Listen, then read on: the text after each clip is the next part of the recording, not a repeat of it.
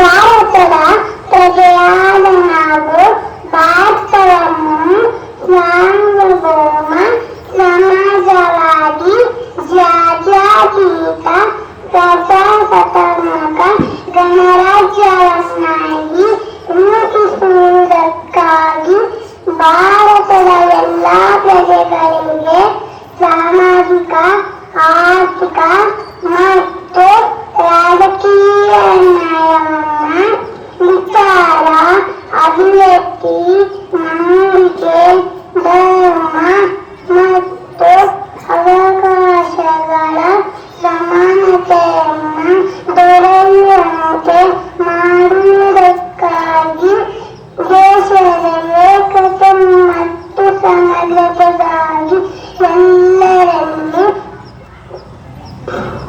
ರಾಷ್ಟ್ರತ್ವ ಭಾವನೆಯನ್ನು ಮೂಡಿಸುವುದಕ್ಕಾಗಿ ದೃಢ ಸಂಕಲ್ಪ ಮಾಡಿ ನಮ್ಮ ಸಂವಿಧಾನ ಸಭೆಯಲ್ಲಿ 1990ನೇ ಇಸವಿಯ ನವೆಂಬರ್ ತಿಂಗಳ 26ನೇ ದಿನದಂದು ಈ ಸಂವಿಧಾನವನ್ನು ನಮಗೆ ನಾವೇ ಹೆಚ್ಚಿಸಿಕೊಂಡು ಶಾಸನವಾಗಿ ವಿಧಿಸಿಕೊಂಡಿದ್ದೆವು.